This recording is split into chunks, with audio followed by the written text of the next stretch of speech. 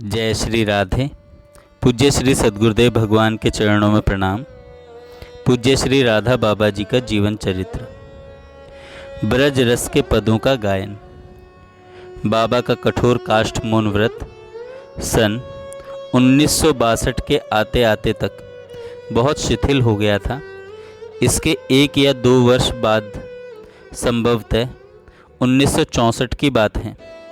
बाबा ने 4 व्यक्तियों से कहा, आप लोग मेरे पास यहाँ गीता वाटिका में रहें और यहाँ रहते हुए ब्रज भाव के पद मुझे सुना दिया करें। ये 4 व्यक्ति थे श्री हरिवल्लभ जी, श्री ठाकुर जी, श्री वल्लभ जी और श्री अबीर चंद जी। इन चारों व्यक्तियों के साथ भाई श्री नटवर जी का नाम भी 5वें व्यक्ति के रूप में जोड़ा जा सकता है, जो श्री वल्लभ जी और श्री अबीर चंद जी के गायन वादन में सहायक थे। गायन के क्रम की व्यवस्था निर्धारित करते समय हुआ यह कि श्री हरिवल्लभ जी और श्री ठाकुर जी का एक जोड़ा बन गया और श्री वल्लभ जी और श्री अबीर चंद जी का दूसरा जोड़ा। जिस समय पद गायन की व्यवस्था हुई उस समय ठाकुर जी गीता वाटिका में लगातार 4 महीने तक रहे थे। जिस दिन ध्रुपद धमार के पद होते थे उस दिन चारों व्यक्ति साथ बैठते थे। ध्रुपद धमार के पद चाहे वे वसंत के हों या होली के या झूलन के, इनमें समय और श्रम अधिक लगता था। अतः उन चारों लोगों का साथ बैठना आवश्यक था। बाबा कुटिया के बाहर आकर ठीक समय से बैठ जाया करते थे और गायकों के लिए अलग लंबे लंबे पाटे बिछा दिए जाते थे। कुटिया के बाहर केले के बड़े बड़े पेड़ थे। यह हरी भरी कदली कुंज बड़ी लुभावनी, बड़ी सुहावनी लगती थी। इसी कदली कुंज में इन पदों का गायन हुआ करता था। पदों का गायन प्रातः 9 बजे से 11 बजे तक अर्थात 2 घंटे हुआ करता था। बाबा को पद सुनाने के ढंग में अनेक बार कई प्रकार के परिवर्तन हुए। एक बार ऐसा क्रम बना कि प्रातः काल पदों का गायन आरंभ होता और वह गायन अपराह्न काल तक चलता रहता। सारे दिन पदों के गायन में गायक ये 5 ही थे। प्रातः काल गायन का आरंभ करते थे श्री वल्लभ जी और श्री अबीर चंद जी। कुटिया के पास उन दिनों एक विचित्र सा वृंदावनी रसमयता का वातावरण बना रहता था।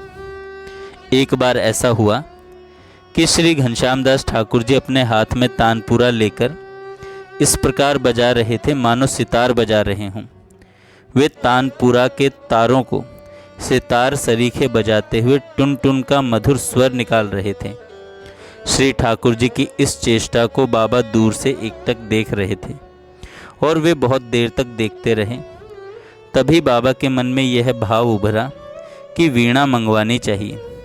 उसी समय बाबा ने चिमनलाल जी गोस्वामी को बुलाया और कहा, गोस्वामी पाद, आप कलकत्ता श्री फोगला जी के पास एक पत्र लिख दें कि वे एक उत्कृष्ट वीणा खरीद करके इस महीने के अंत तक यहाँ गीता वाटिका भिजवा दें। गोस्वामी जी ने कलकत्ते पत्र लिख दिया। कलकत्ते से उत्तर यह आया कि वीणा मुख्यतः 3 प्रकार की होती है, सरस्वती वीणा, रुद्र वीणा और विचित्र वीणा। इन तीनों में से कौन सी वीणा चाहिए? इसे सुनकर बाबा ने कहा, सर्वोत्तम सरस्वती वीणा है और इसी को मंगवाना है। गोस्वामी जी ने सरस्वती वीणा भिजवाने के लिए कलकत्ते श्री फोगला जी के पास पत्र लिख दिया। वह सरस्वती वीणा तुरंत नहीं आ सकी। उसके आने में विलंब तो हुआ पर आ गई। वह बड़ी विशाल वीणा थी। इसके दोनों ओर बहुत बड़े बड़े तुम्बे लगे हुए थे। प्रत्येक तुम्बे की गोलाई का व्यास लगभग 1.5 फीट होना चाहिए। यह वीणा लगभग 5 फीट लंबी थी। एक दिन शुभ मुहूर्त में बाबा ने उस सरस्वती वीणा का पूजन किया। उस दिन उन्होंने उस पर जो चंदन चढ़ाया वह आज तक उस वीणा पर सुशोभित है। फिर बाबा ने घनश्याम दास ठाकुर जी से कहा, अब तुम बजाकर सुनाओ। ठाकुर जी को सारंगी बजाना आता था किंतु उनको वीणा वादन का अभ्यास नहीं था। श्री ठाकुर जी ने दबे स्वर में कहा, बाबा मुझे वीणा बजानी नहीं आती। बाबा ने कहा, तुम संकोच को छोड़कर बजाओ, यह मेरा अपना खेल है और अपने ही ढंग का है, किसी अन्य को नहीं सुनाना है, मैं तो अपने आनंद के लिए सुनना चाहता हूँ। ठाकुर जी ने श्री सरस्वती वीणा को मस्तक टेककर प्रणाम किया और फिर वे बजाने के लिए बैठ गए। तंतु वाद्य बाबा को स्वभावतः प्रिय है। ज्यों ही श्री ठाकुर जी ने उसके तारों को छेड़ा और छेड़ने से जो स्वर लहरी प्रवाहित हुई, वह लहरी बाबा को न जाने कहाँ से कहाँ बहाकर ले गई। बाबा को बड़ा सुख मिला। उन्होंने घनश्याम दास ठाकुर से कहा, तुम प्रत्येक राधा अष्टमी को यह वीणा सुना दिया करो, भले 5 मिनट ही सुनाओ। एक दिन और विचित्र घटना हो गई। जब ब्रज भाव के पद गाए जा रहे थे, तब वहाँ कोई व्यक्ति बालू पर राधा नाम लिखकर चला गया। कुटिया के सामने बालू फैली हुई थी और उसी बालू पर उसने अपनी अंगुली से लिख दिया था। पदगान के कार्यक्रम के बाद बाबा की उस पर दृष्टि गई। दृष्टि पथ में आते ही बाबा उसके पास बैठ गए और विचार मग्न हो गए। ठाकुर जी सोचने लगे कि अचानक क्या समस्या उपस्थित हो गई अथवा क्या बात बिगड़ गई जो बाबा यहाँ बैठ गए। ठाकुर जी ने उनसे पूछा, बाबा क्या बात हो गई। बाबा ने कहा, ठाकुर क्या बताऊं, एक बड़ी उलझन सामने आ गई है। ठाकुर जी बोले, क्या हुआ। बाबा ने कहा, देखो किसी ने यहाँ बालू पर राधा नाम लिख दिया है, लिख करके चल दिया। अब यदि किसी का पैर इस पर पड़ जाएगा तो कितना बुरा होगा। जिसने लिखा उसको इस नाम के महत्व की जानकारी नहीं, उसकी असावधानी में या प्रमाद से कितना अनुचित कार्य हो गया। जब तक मैं इसकी कोई व्यवस्था न कर दूं, तब तक मैं यहाँ बैठा रहूँगा। ठाकुर घनश्याम दास ठाकुर जी ने कहा, बाबा क्या मैं बैठ जाऊँ यहाँ पर। बाबा ने कहा, कुछ झुंझलाए स्वर में कहा, तुम्हारे बैठने से क्या बात बन जाएगी, तुम्हारे बैठने से क्या होने वाला है, तुम कब तक बैठे रहोगे, केवल बैठना कोई हल तो नहीं है। अब घनश्याम दास ठाकुर जी चुप और बाबा भी चुप थे। कुछ देर तक दोनों चुप रहे। इसके बाद बाबा ने अपना उत्तरीय फैलाया। उन्होंने अपने उत्तरीय के आंचल में वह सारी बालू जहाँ श्री राधा नाम लिखा था उसको बटोर करके रख लिया। फिर उसे लेकर वे अपनी कुटिया के बाड़े के भीतर आए। वहाँ तुलसी जी का एक गमला था। बाबा तुलसी जी का पूजन और वंदन नित्य किया करते थे। उस गमले के चारों ओर बाबा ने उस बालू को फैला दिया।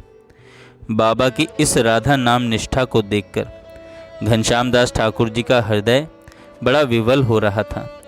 वे मन ही मन सराहना कर रहे थे। श्री सरस्वती वीणा और राधा नाम की चर्चा बीच में आवश्यक होने से आ गई। बाबा की कुटिया के सामने ब्रज भाव के पद जब ये गायक लोग गाया करते थे, तब वहाँ निकुंज का भाव राज्य अवतरित हो उठता था। जो जो इस कार्यक्रम को सुनने के लिए बैठते थे, उनके अंतर में ब्रज भाव की सरिता लहराती रहती थी और उनके मानस पटल पर प्रिया प्रियतम श्री राधा माधव की लीला चलती रहती थी। अहरनिश एक नशा छाया रहता था। सांसारिकता नाम की कोई चीज है, इसका भान ही नहीं होता था। चित्त की वृत्ति जागतिक धरातल से उठकर बहुत अधिक ऊपर उठकर निरंतर दिव्य लीला राज्य में विहरण करती रहती थी।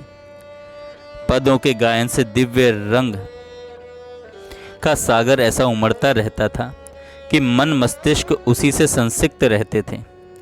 एक दिन होली का रंग भरा उल्लास पदों के गायन के माध्यम से गीता वाटिका के कदली कुंज में छलक रहा था। तभी एक अनचाही परिस्थिति सामने आ गई। एक सज्जन थे जिनको ऐसा लगा कि इस प्रकार के उन्मुक्त हास विलास का गायन तो बड़ा अनुचित है। उसकी चर्चा ही जब अनुचित है, तब उसका गायन तो सर्वथा वर्जनीय है। जो चीज़ वस्तुतः आलोचनीय है, उसी को यहाँ पर खुले रूप में सारे संकोच और सारी मर्यादा को किनारे रखकर गाया जा रहा है। जिस गीता वाटिका के हाथ में धार्मिकता का ध्वज है, उस ध्वज के नीचे यह सब होना ही नहीं चाहिए। उन्होंने जाकर श्री भाई जी से शिकायत की। थोड़ी देर बाद भाई जी ने बाबा से कहा, लोगों का स्तर एक सा नहीं होता। मानसिक धरातल भिन्न भिन्न होने से समस्याएं उत्पन्न हो जाती हैं। सामान्य लोगों की पात्रता ऐसी नहीं होती कि ब्रज भाव के गंभीर पदों को यथार्थ रूप में ग्रहण कर सकें। अतः इस प्रकार की अपचर्चा को उठने और फैलने के लिए अवसर ही क्यों दिया जाए। भाई जी ने यह बात ज्यों ही कही, उसी समय बाबा ने गायन वादन के सारे कार्यक्रम को एकदम विराम दे दिया। प्रातः काल से जो पदगान हो रहा था वह दोपहर तक हो पाया होगा कि सब विसर्जित हो गया। तुरंत पूर्णतः विराम दे देने से सारा वातावरण ऐसा गमगीन हो गया मानो किसी कोमल लतिका पर घोर हिमपात हो गया हो। बाबा को तो भाई जी की रुचि के अनुसार करना है। भावुक भक्तों को यह विराम बड़ा चुभ रहा था, पर विवशता थी। पदों के गायन का कार्यक्रम केवल 4 महीने तक चल पाया। इसके बाद सभी गायक लोग अपने अपने स्थान को चले गए। जय श्री राधे। जय श्री